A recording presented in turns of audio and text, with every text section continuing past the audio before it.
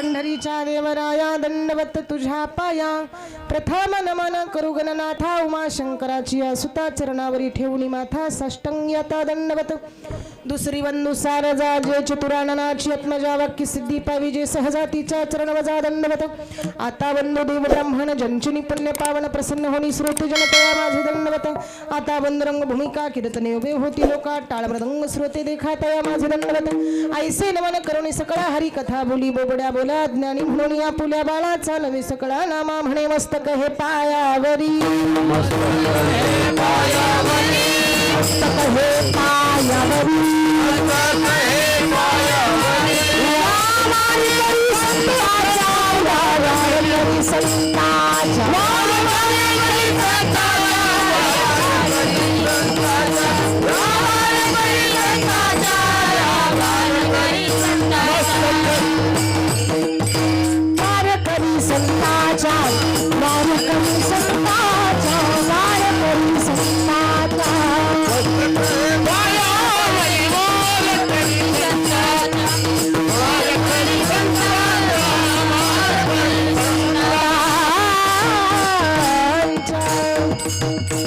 मस्तक हे पायावरी या वारकरी संतांच्या माझी वाणी तुझे वर्णे गुणनाम आईसे देवी प्रेम काही काळ यमतम प्रविष्ट ममाचितां प्रसुतां संजीव यक्षखिल शक्तिधर स्वधामना अन्यांश हस्तश शरणत्वगादीं प्राणायं भगवते पुरुषाय तुभ्यं पांडुरंगा करी प्रथम नमः पांडुरंगा करी प्रथम नमः पांडुरंगा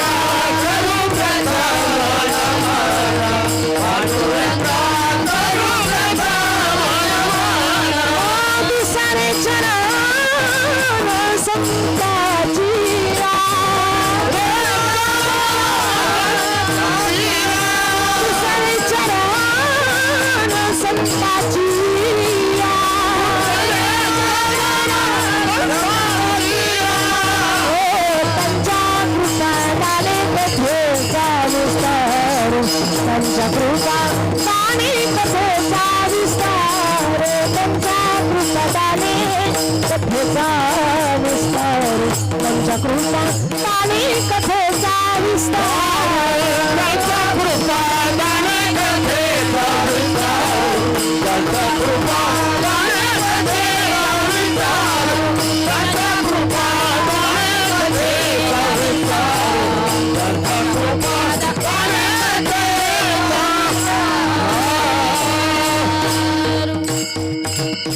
पांडुरंगा करू प्रथम नमन दुसरे चरण संतांच्या त्यांच्या कृपादानी कथेचा विस्तारू बाबाजी सद्गुरुदास तुकाया जयांचे केली स्मरण होय सकल विधींचे अधिकरण तिची वंदू श्री चरण श्री गुरूंचे ते नमस्कारुन येता कलावज्ञजी अधरार्थावतारं करंकं तेजोदिकामोधिवक्रम खलानीश बाधा पनर्धाय दक्षं समाधिस्थ मूर्तिं भजे ज्ञानदेवं ओम नमो ज्ञानेश्वरा ओम नमो ज्ञानेश्वरा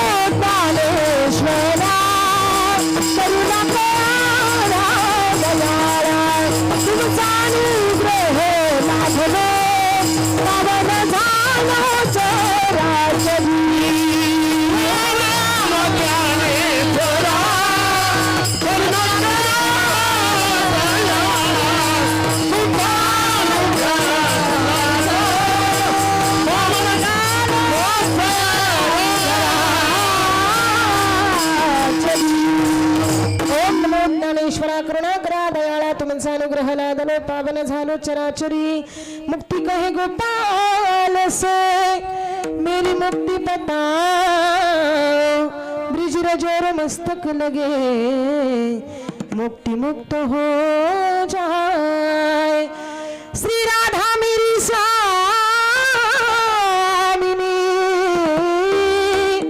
मैं राधे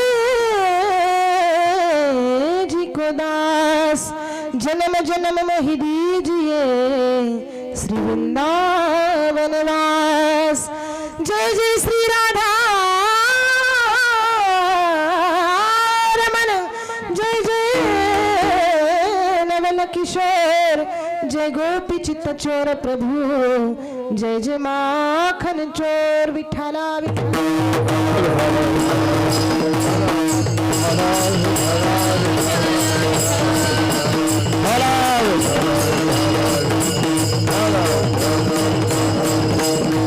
रामकृष्ण नामे ए दोन्ही साजिरी हृदय मंदिरी स्मराकारे आपुली आपण करा सोडवन संसार बंधन तोडावे की प्रस्तुत प्राप्त स्थळी प्राप्त प्रसंगी श्री क्षेत्र मोजे डोंगर शिळकी तांडा तालुका उदगीर जिल्हा लातूर आपल्या पवित्र अशा प्रांगणामध्ये श्री जगदंबा देवी व श्री सेवालाल महाराज यांच्या कृपा आशीर्वादाने चालत असलेला भव्य दिव्य अखंड हरिनाम सप्ताह या सप्ताह श्रवणातील द्वितीय दिवसाचं पुष्प माझ्यासारख्या पामराकडे आपण सर्वांनी सोपवलं हे सर्वात मोठं भाग्य समजते. गतवर्षीही ही सेवा माझ्याकडे होती, याही वर्षी आपण मला इथं आमंत्रित केलं.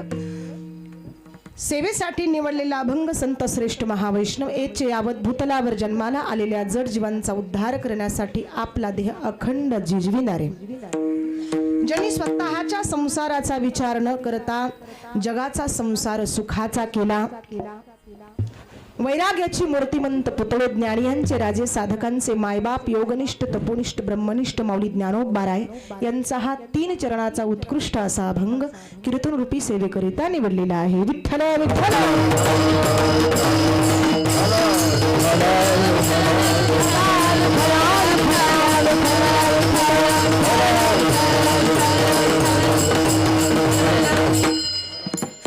अभंगाचा प्रतिपाद्य विषय असा आहे, ज्ञानोबाराय हे प्रापंचिक जीवन जगत नाही, तर ते वैराग्याचे मूर्तिमंत पुतळे आहेत, ते योगी आहेत, ते तपोनिष्ठ आहेत, ते ब्रह्मनिष्ठ आहेत आणि सांगण्याचा अधिकार त्यांना आहे. म्हणून रामकृष्ण नामे ए दोन्ही साजिरी हृदय मंदिरी स्मराकारे. राम आणि कृष्ण ही 2 नावं दिसायला जरी सारखीच असली तरी राम हे नाव सरळ आहे, कारण याच्यामध्ये कुठे आडफटा आहे का? नाही. राम हे 2 अक्षराचा शब्द आहे आणि हा सरळ आहे, पण कृष्ण शब्दामध्ये क्र शब्द आल्यामुळं याच्यामध्ये आडफटा आहे. एकाचा जन्म दुपारी 12 वाजता आहे, एकाचा जन्म रात्री 12 वाजता आहे. एकाचा जन्म राजवाड्यात झालेला आहे, तर एकाचा जन्म बंदी शाळेमध्ये झालेला आहे. महत्वाचं म्हणजे सांगायचं झालं तर राम नाम हे सरळ आहे, पण कृष्ण नाम हे घ्यायला सुद्धा अवघड आहे. आणि रामाच्या चरित्राचं आपण उच्चारण करतो, आचरण करतो. ऐका, एक पत्नी एक वचनी एक बाणी असं प्रभू रामचंद्रजींचं चरित्र. पण 16,108 असताना सुद्धा मी काहीच नाही. आणि म्हणून या सर्वांसोबत वावरत असताना सुद्धा ज्ञानोबारायांनी वर्णन केलं की ही जी 2 नावं आहेत ती तुमच्या जन्माची सार्थकता आहे. राम कृष्ण नामी ए दोन्ही साजिरी सुंदर आहेत, सुंदर सुंदर. कारण हृदय मंदिरी स्मराकारे, आपल्या हृदयाच्या गारव्यामध्ये याला कुठेतरी तुम्ही जर साठवलं तर याच्यामुळे तुमच्या जन्माची सार्थकता. विठ्ठल विठ्ठल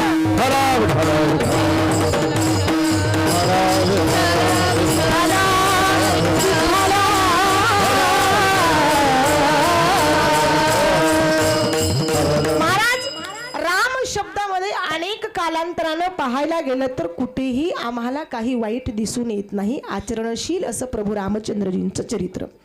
आणि कृष्ण चरित्रामध्ये पहा तुम्ही, नेमकं उच्चारण करायचंय पण आचरण करत असताना प्रभू रामचंद्रजींच्याच जीवनाचं करायचंय. म्हणून राम आणि कृष्ण ही नावं ज्ञानोबारायांनी इथं वर्णन केली. ती योगी आहेत. योगी असताना सुद्धा आम्हाला सांगतायत. कशामुळं तर त्या हृदयामध्ये इतर गोष्टी साठवण्यापेक्षा भगवंताचं नामस्मरण साठवलं पाहिजे. कारण आमचं हृदय म्हणजे असं झालेलं आहे आता की त्याच्यामध्ये काही शिल्लक राहिलेलं आहे का?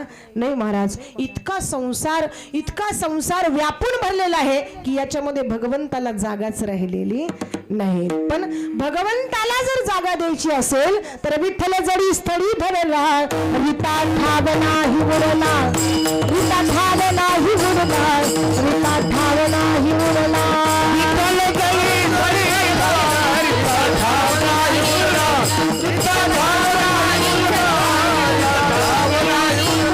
विठ्ठल जडी स्थळी भरला, रीता ठाव नाही उरला, रीता ठाव नाही उरला, विठ्ठल जडी स्थळी भरला, रीता ठाव नाही उरला. जरी स्थळी भरला, रीता ठाव नाही उरला, विठ्ठल जरी स्थळी भरला, रीता ठाव नाही उरला, विठ्ठल जरी स्थळी भरला, रीता ठाव नाही उरला.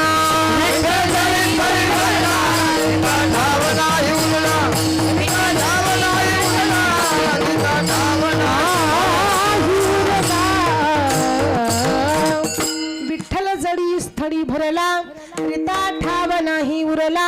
आज म्या दृष्टीने पाहिला विठ्ठलची विठ्ठलची विठ्ठलची. प्रभू रामचंद्रजी ऐका काय त्या शबरी मातेचं कौतुक करावं. 60,000 वर्ष प्रभूंची वाट पाहत असताना दररोज सकाळी उठायची. तुमच्या आमच्यासारखं ब्रश करत नव्हती. सकाळी उठल्याबरोबर फुलं तोडायची आणि आज प्रभू येतील. आज नाही ना आले, उद्या येतील, उद्या नाही ना आले, परवा येतील. दररोजच फुलं आणायची आणि रोजच्या रोज टाकायची. ती केसाला कधी कंगवा फिरत नव्हती, दातावर कधी ब्रश फिरवत नव्हती. मग ती शबरी माता आणि तिचं असं रूप पाहून एक दिवस प्रभू रामचंद्रजी तिच्या कुटियामध्ये प्रवेश करतात. जब मेरे राम जी का आवन होगा, शबरी की कुटिया का पावन होगा. जब मेरे राम जी का आवन होगा, शबरी की कुटिया का पावन होगा. येतील प्रभू. प्रभू आले, आगमन झालं आणि आगमन झाल्याबरोबर शबरी मातेनं त्या फुलांवरती आणलं महाराज. इतकं स्वागत केलं आणि आणल्याबरोबर जी उष्टी बोरं चाखून ठेवलेली होती, जी गोड गोड आहेत, सुंदर आहेत, मधुर आहेत, ती बोरं प्रभूजींच्या समोर ठेवली. लक्ष्मणजी पाठीमागे उभे टाकलेले आहेत आणि एक बोर हातात घेऊन चाकून पाहतात. लक्ष्मणजीच्या हातात दिलं. लक्ष्मणजी म्हणतात, वेडे झालात का काय प्रभू आज तुम्ही? उष्टी बोरं खातात? अरे ज्या स्त्रीच्या चेहऱ्याकडे पाहिलं तर जेवण सुद्धा जायचं नाही. असा अकराळ विक्राळ तिचा चेहरा, तिचे केस विस्कटलेले, तिच्या दाताला कधी ब्रश नाही, अशा शबरी मातेची उष्टी चाकलेली बोरं तुम्ही सेवन करतात. त्यावेळेस प्रभूजींचं उत्तर आहे लक्ष्मणजीला, सुंदर उत्तर आहे, ऐका.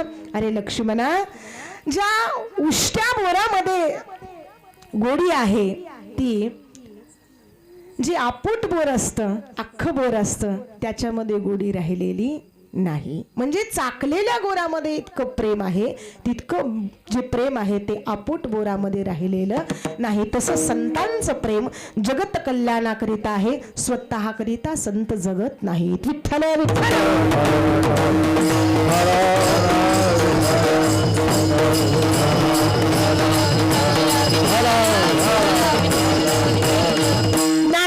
तुम्ही जगत कल्याणासाठी जगत नाहीत तर तुम्ही योगी आहेत, तुम्ही सर्वसामान्य नाहीत. आणि अशाच ज्ञानोबारायांनी जगाच्या पाठीवर या समाजाने दिलेला त्रास किती सहन करावा त्या कालावधीमध्ये.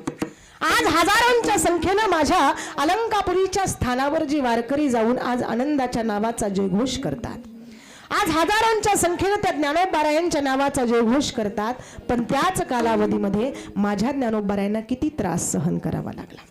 अरे ज्यावेळेस पैठणला गेले विठ्ठलपंत, रुक्मिणी माता घरामध्ये आहेत आणि चारीही भावंड घरामध्ये वावरत असताना आज बाबा गेलेले आहेत कुठे? पैठणला. कशासाठी? शुद्धीपत्र आणण्यासाठी. आणि ज्यावेळेस पैठणच्या पंडितांनी शुद्धीपत्र दिलं हातात आणि वाचलं, पण त्याच्यावर एक वाक्य लिहिलं होतं, काय? मुलांना तर मिळेल सुटका, पण यावर देहांत प्रायश्चित. अरे खळखळून डोळे भरून पाणी आलं. मुलांना सुटका मिळेल, पण ज्या मुलीला गरज होती आईची, ज्या मुलाला गरज होती बापाची, ते आई वडील स्वतः देहांत प्रायश्चित सोडून जावं लागेल, स्वतः मरण पत्करावं लागेल. आणि हे विठ्ठल पंतांचे हात थरथर कापायला लागले. ते तसंच पत्र पैठणहून महाराज कुठं आणलं? सिद्ध बेटात. काय तो प्रसंग असेल ऐका. ज्यावेळेस ही चिमुकली 4 मुलं घरामध्ये वावरत होती, बाबांना पाहिलं, हाक मारली, बाबा आले, बाबा आले, बाबा आले. जसंच्या तसं धावत गेली जवळ. बाबा काय आणलात तुम्ही पैठणवरनं? आणि ज्यावेळेस आमच्या माताजी विचारतात, अहो मिळाली का तुम्हाला शुद्धीपत्र? रुक्मिणी मिळालं ग, पण इथे सर्वांच्या समोर सांगता येणार नाही, तुला एकांतात सांगतो. चल सिद्ध बेटातल्या झोपडीत. बाबा काय सांगायचे आमच्या समोर सांगा ना. नाही सांगता येणार. तुम्ही जर ते ऐकलात तर तुम्ही सुद्धा एक क्षणभर इथे थांबू शकणार नाहीत. आणि मग पती पत्नी दोघं जण आतमध्ये गेले, एकमेकांकडे पाहून रडतात. अगं आजच्याच रात्री माझ्या मुलांना माझ्या हातची पुरणपोळी खायला मिळणार आहे.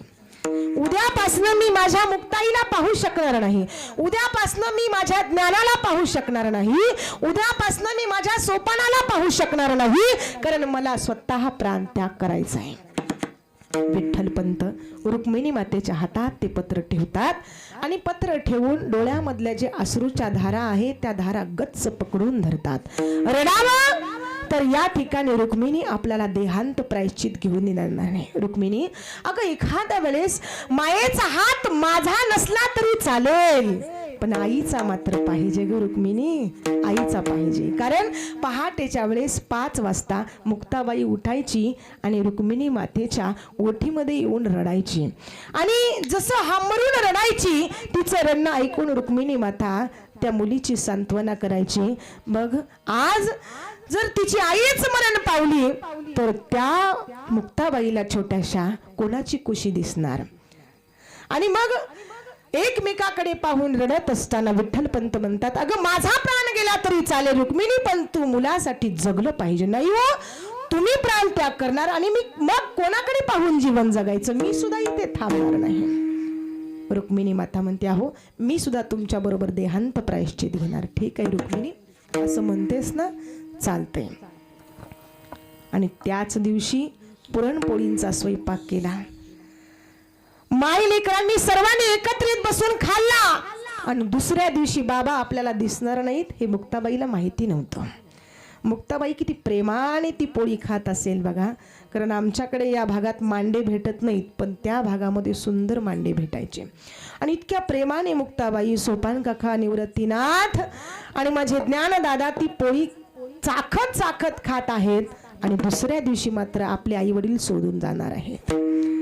सर्वजणांचं भोजन झालं आणि रात्रीच्या वेळी झोपलेले आहेत, पण पती पत्नीला झोप काही लागत नाही हो. विठ्ठल पंत रुक्मिणी माता एकमेकाकडे पाहतात, अगं एकदा मी ज्ञानाचं तोंड पाहून येतो.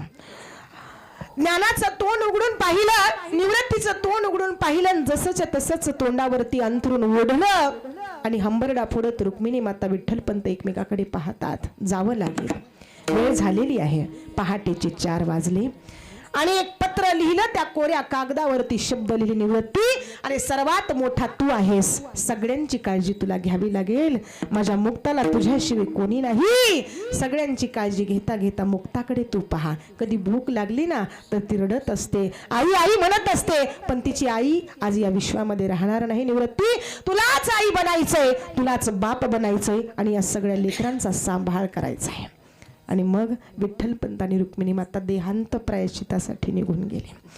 आणि पहाटेच्या 5 वाजता निवृत्तीनाथांना जाग आली. जसं जाग आली तसं निवृत्तीनाथ उठून पाहतात, आई वडील अंथरुणावरती नाहीत. तो कागद पाहिला, हंबरडा फोडून रडायला लागले. ज्ञानदादाला जाग आली, सोपान काका रडायला लागले, अरे काय झालं, काय झालं? दादा आपली आई गेली रे, बाबा गेले रे. पण आता मुक्ताला सांगायचं नाही बरं. आणि मुक्ता 5 वाजता उठणार आईच्या कुशीत जाऊन रडणार, पण आज ती आई नाही. मुक्ताला जसा आवाज गेला तसं मुक्ता जागी झाली आणि आईच्या दिशेने धावायला लागली. दादा, अरे कशासाठी रडतात? काय कारण आहे? कोणी का सांगत नाही? काय झालंय? काय झाले? कोणी बोलत नाही. मुक्ता, अगं आज आपले आई वडील या विश्वाला सोडून गेलेले आहेत. मुक्ता, आज तुझ्या आईच्या कुशी रडत होतीस ना, त्या आईची कुशी आज तुला दिसणार नाही ग मुक्ता. आणि तो दिवस कसा बसा लोटला. दुसऱ्या दिवशी माझ्या मुक्ताबाईला फार भूक लागली. संन्याशाची पोरं म्हणून कोणी गावामध्ये घेत नाही. झोपडीच्या बाहेर निघावं, कोणाला काही मागावं तर अपवित्र समजलं जातं. पण मुक्ताबाईला भूक लागली आणि सांगितलं, काही कर दादा, पण मला काहीतरी खायला घेऊन ये. आणि मग मात्र निवृत्तीनाथ आणि ज्ञानदादा आळंदीमध्ये आलेले आहेत. झोळी काखेमध्ये अडकलेली आहे. चिमूटभर पीठ त्या झोळीत आहे. आणि मग हाक मारली. आणि जसं जसं हाक मारली, महाराज काय म्हणतात, जसं आपल्याकडे म्हणतात बघा, मधुकरी. आणि मधुकरी म्हणून जसं बाहेरून आवाज टाकला तसा आतून आवाज आला, चालते व्हाईत ना. अरे स्वतःची घरं बाटवता ते बाटवता, पण दुसऱ्याची घरं बाटवायला निघालात, एक सेकंद थांबायचं नाही इथं. आणि जसं आतून आवाज आला ना, तसं ज्ञानदादा एक क्षणभर स्तब्ध झाले. निवृत्तीनाथ पाहतात, काही करावं, माझ्या बहिणीला फार भूक लागलेली, थोडंसं पीठ असेल तर द्या. आतमधला व्यक्ती बाहेर आला. झोळीमध्ये थोडंसं पीठ होतं. ते पीठ जमिनीवरती टाकलं, पायानं चुरगळलं आणि ते सपाट केलं. कोणी उचलणार म्हणून तिथे काहीच ठेवलं नाही. जे पीठ होतं ना शिल्लक, ते सुद्धा जमिनीवरती मातीत मिसळून टाकलं. आणि मग मात्र चालते वाईतनं एक क्षणभर सुद्धा थांबायचं नाही. आवाज ऐकला आणि तिथून चालते झाले ज्ञानोबाराय. आणि ज्ञानोबारायांनी आल्याच्या नंतर विचार केला, मुक्ता, अगं तुला फार भूक लागलेली आहे ना. सर्वात पहिला चमत्कार ज्ञानोबारायांनी केला. स्वतः खाली वाकले आणि आपली पाठ तापवली आणि त्याच पाठीवरती मांडे भाजायला सुरुवात केली. आणि हा सगळ्यात मोठा जगाच्या पाठीवरचा वारकरी संप्रदायातला चमत्कार. विठ्ठल विठ्ठल.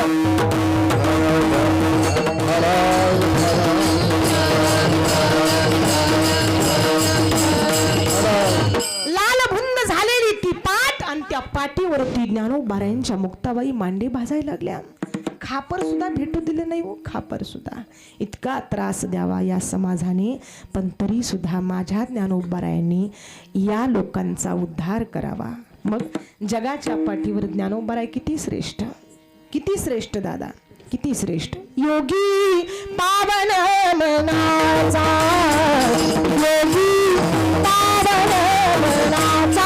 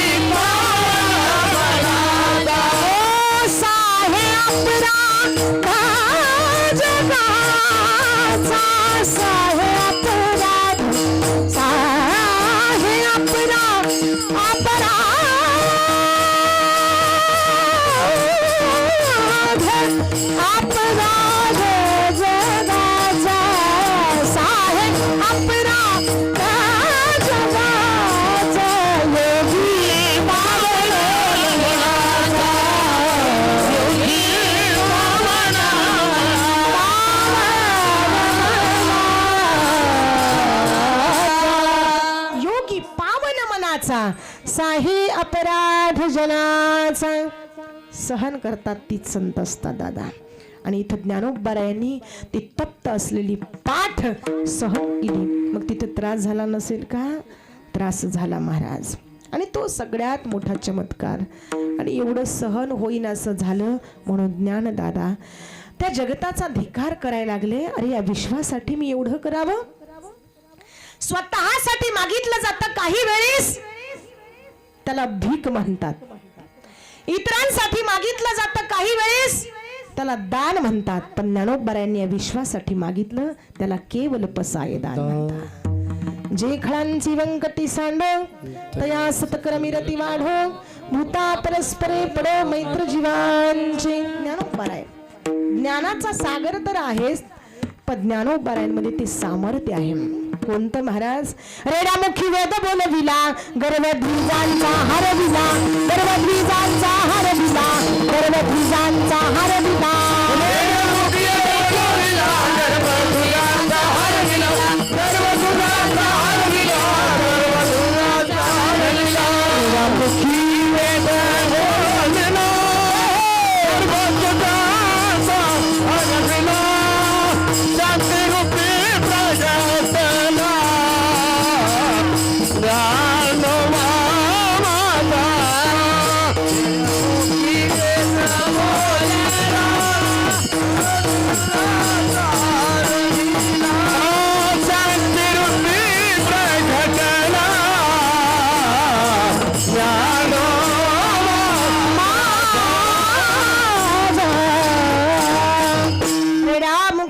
बोलविला, गर्वध्वजांचा हरविला.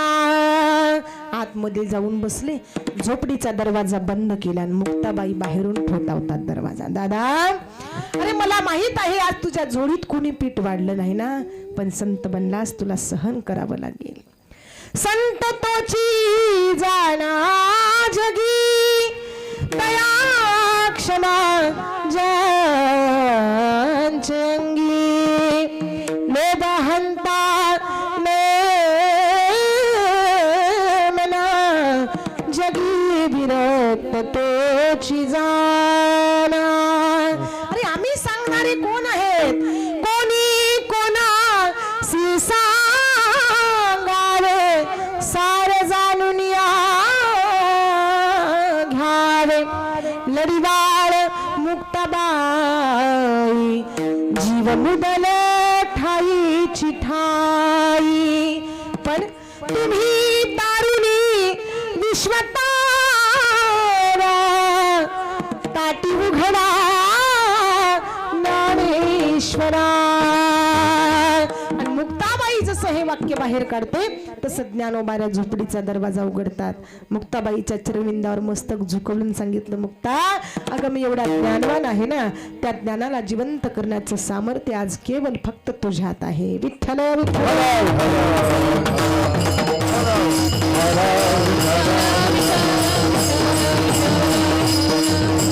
म्हणून स्त्रीची 3 रूप आहेत ऐका, लक्ष्मी, सरस्वती, दुर्गा.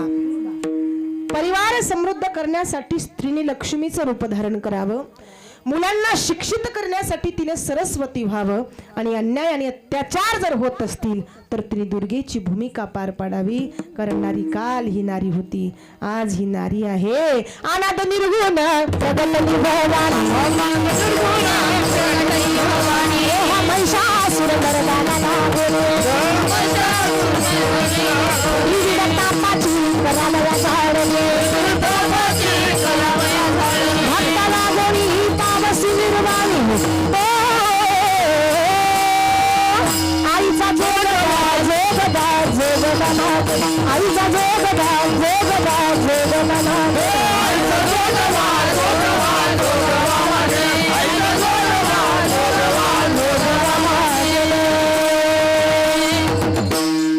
आनंद निर्गुण प्रगट निभवानी, मोह महिषासुर मर्दाना लागोनी. कधी ती महिषासुराचा वध करते, कधी ती दुष्टांचा संहार करते, कधी ती दुष्टांचा निपात करते. अशी स्त्री जी आहे ती केवळ त्या ठिकाणी स्त्री नाही तर ती माता स्वरूपामध्ये आहे.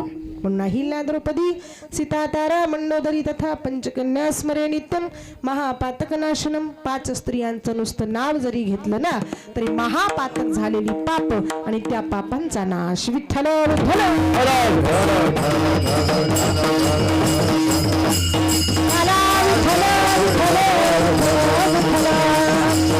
म्हणून महाराज जगाच्या पाठीवर जे सहन करतात ते संत असतात आणि या ज्ञानोबारायांनी सहन करावं, पण जगताच्या कल्याणासाठी आपलं जीवन व्यतीत करावं. आणि हेच ज्ञानोबाराय अनुभवाने आपल्याला सांगतात. राम कृष्ण नामे ए दोन्ही साजी, हृदय मंदिरी स्मराकारे. हृदय जे आहे ना ते फार सुंदर आहे आणि याच हृदयामध्ये आपण हे राम आणि कृष्ण 2 नावं साठवली पाहिजेत. ऐका, साठवणं. एखादी धान्याची पेटी असते आणि त्याच्यामध्ये आपण काय करतो, एखादं पोतं धान्य टाकतो आणि ती पेटी बंद करून ठेवतो आणि वर्षानुवर्ष ती पेटी तसंच पुढे चालत राहते. पुन्हा दुसऱ्या वर्षी दुसरं धान्य, पुन्हा ती पेटी बाहेर काढली जाते. जसं धान्य पेटीमध्ये साठवलं जातं तसं या हृदयाच्या पेटीमध्ये भगवंताचं नामस्मरण साठवलं. कोणी हृदय बंदी खाना केला आत विठ्ठल कोंडीला, हृदय बंदी खाना केला आत विठ्ठल कोंडीला, धरीला पंढरीचा चोर, धरीला पंढरीचा चोर, धरीला पंढरीचा चोर, धरीला पंढरीचा चोर. शक्ती केली जाड जोडी विठ्ठल पायी घातली बेडी, शक्ती केली जाड जोडी विठ्ठल पायी घातली बेडी, शक्ती केली जाड जोडी विठ्ठल पायी घातली बेडी. धरीला पंढरीचा चोर, धरीला पंढरीचा चोर, धरीला पंढरीचा चोर, धरीला पंढरीचा चोर. महाराज हृदयामध्ये त्या भगवंताला साठवलं महाराज. आणि तशाच पद्धतीनं आम्हाला ही 2 नामस्मरण साठवायची आहेत. कारण सप्ताहाच्या कुठल्याही पहिल्या दिवशी भगवंताच्या रूपाचं वर्णन आणि दुसऱ्या दिवशी भगवंताच्या नामाचं वर्णन, म्हणून हे नाम संकीर्तन अभंगाच्या प्रथम चरणात. राम कृष्ण नामे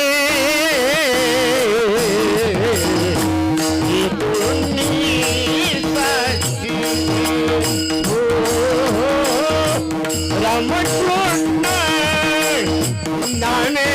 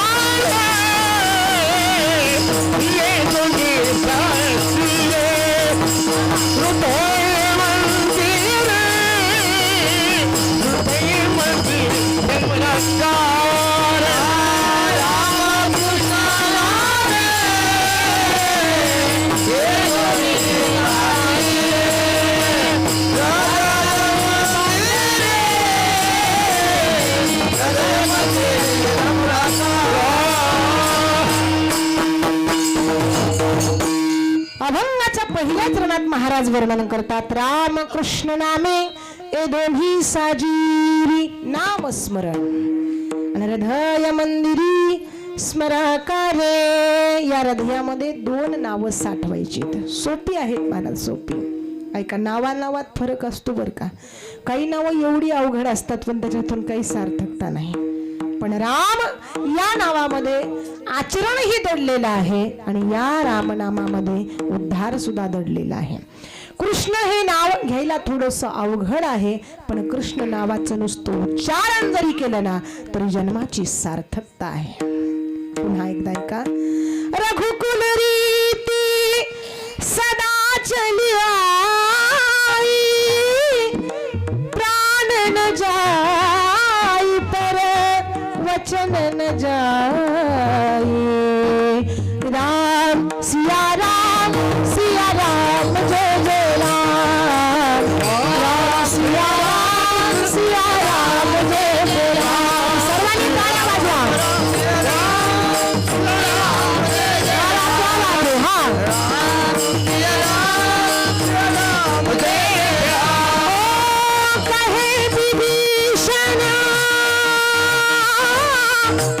सुनो हनुमंता,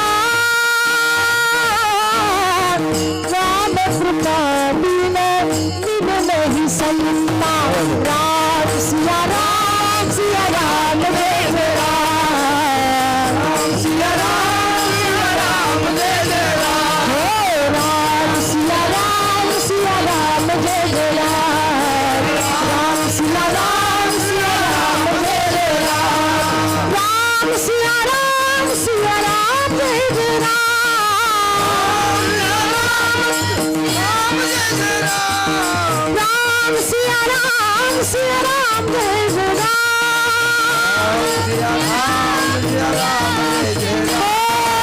रघुकुल रीति सदा चली आई,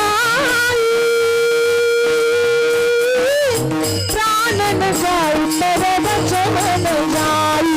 राम सिया राम जय जय राम. राम सिया राम जय जय राम. राम सिया राम जय जय राम.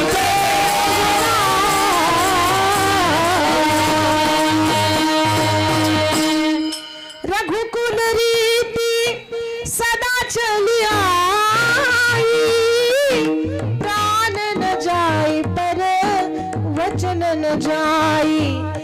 कहे विभीषण सुनो हनुमंता, राम कृपा बिना मिल नहीं संता. राम सिया राम जय जय राम. राम सिया राम जय जय राम. अरे प्रभू रामचंद्रांची कृपा असेल तर संतांची भेट. कारण संगत सज्जन की करले, जन्म का सार्थक करले. संगत करना बड़ो की बढ़त बढ़ जाए, गज के माथा जा बैठे मन माने सुफल खाए. कि बुरी दूर सिंह की संगत से ना करे, निंदा चुगली कभी वो किसी की करे. कभी बुरी संगत किसी की ना करे, निंदा चुगली कभी न किसी की करे.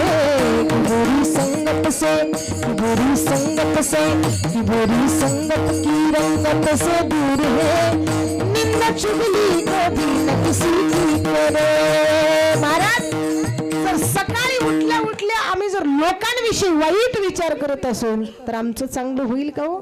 आमचं चांगलं होणार नाही. निंदा आम्ही जी दुसऱ्याची करतो ना, की हा वाईट आहे, तो वाईट आहे, तो वाईट आहे, आणि सगळ्यांना वाईट म्हणून एक दिवस तो सोबत काही घेऊन जातो का? जिंदगी जब तक रहेगी फुर्सत न होगी काम से, अरे कुछ समय ऐसा निकाल लो, प्यार कर लो मेरे भगवान से. भगवंतावर प्रेम करण्याच्या ऐवजी तुम्ही इतर गोष्टीवर जर प्रेम करू लागला तर तुमच्या जन्माची सार्थकता नाही. प्रेम करा राम आणि कृष्ण या सरळ आणि सोप्या अक्षरावरती. राम कृष्ण नामी हे दोन्ही साधीरी धाय मंदिरी स्मरा करे. पण हे वर्म जर चुकलं तर फट फजिती. विठ्ठल विठ्ठल.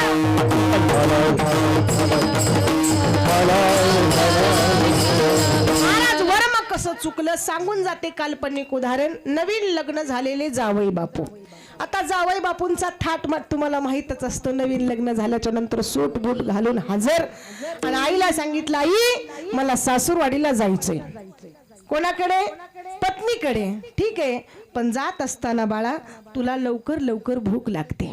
सकाळी सकाळी तुला खायची सवय आहे. हे चूरमुरे घे आणि तुझ्या खिशात ठेव.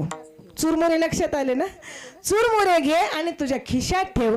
जर सासूरवाडीमध्ये गेल्याच्या नंतर भूक लागली, इकडे तिकडे पाहायचं, कोणी जर तुझ्या जवळ नसेल तर मुठभर घ्यायचे आणि तोंडात टाकायचे आणि शांत बसायचं. कोणाला काही बोलायचं नाही. आईनं जे काही सांगितलं तो मुलगा शब्दाने शब्द ऐकत होता. आईने सांगितलं पण पुढचं काही सांगितलं नाही, एवढंच सांगितलं आणि मुलाने तेवढंच डोक्यात ठेवलं. चुरमुरे खिशात घेतले, सासूरवाडीमध्ये आला. आल्याबरोबर पहिल्या क्रमांकाच्या खोलीमध्ये जावई बापूंना बसण्यासाठी सुविधा केलेली होती.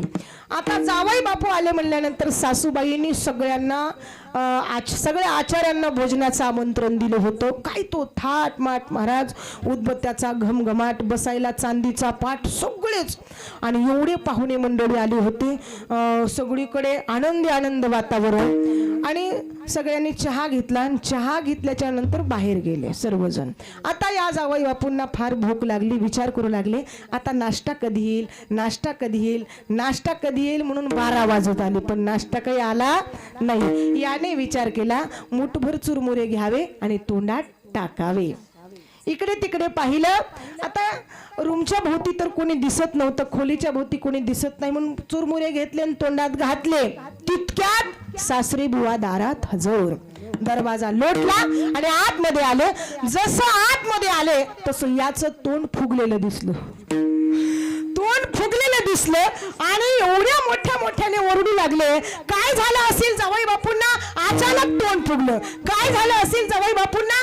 अचानक तोंड फुगलं. याने चुरमुरे चावण्याच्या ऐवजी तसेच्या तसेच गालामध्ये घट्ट पकडून बसला. 2 तास झालं, किती उपचार केले गावातल्या लोकांनी, काही फरक पडला नाही. आता चुरमुरे खाऊन टाकावेत का तसेच्या तसेच ठेवावेत? तसेच तोंडात ठेवले. बरं ती विरघळणार तर गिळून तरी कशी घेणार आतमधून, कारण ते सगळ्यांना दिसत होतं समोर वातावरण. आणि एवढे लोक गच्च झाली, एवढे लोक गच्च झाली आणि तालुक्यातले जिल्ह्यातले सगळे डॉक्टर झाले महाराज. एवढी इंजेक्शन दिली पण तोंड काही फुगलेलं कमी होत नव्हतं. आणि मग त्याच घरातील एक छोटासा मुलगा शाळेमध्ये शिक्षणासाठी आहे. आणि गुरुजींनी सांगितलं होतं बाबा आपल्या जर घरामध्ये कोणाचं तोंड फुगलं असेल तर त्याच्या मानेवरती जोरात बुक्की मारायची. आणि जोरात बुक्की मारली की त्याच्या तोंडातला मसाला आपोआप बाहेर पडतो. मग हे ऐकलं मुलांनी. मुलगा कसा तरी गर्दीतून घुसत घुसत घुसत घुसत घरापर्यंत आला. आल्याबरोबर विचारला अरे माझ्या घरात नेमकं झालंय तरी काय, एवढी गर्दी कशामुळे? सांगितलं तुझ्या भाऊजीचं तोंड फुगलंय. कस काय? मी आताच्या आता जातो आणि बरोबर करतो. मुलगा आला. आल्याबरोबर भाऊजीच्या मानेमध्ये जोरात बुक्की मारली. जसं बुक्की मारली तसं तोंडातला मसाला सगळा बाहेर. वर्म चुकलं फट फजिती. विठ्ठल विठ्ठल.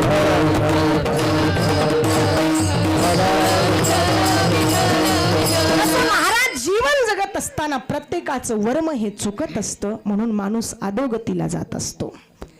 रस्ता योग्य तोच आहे, फक्त माणसाने तो चांगला पकडला पाहिजे.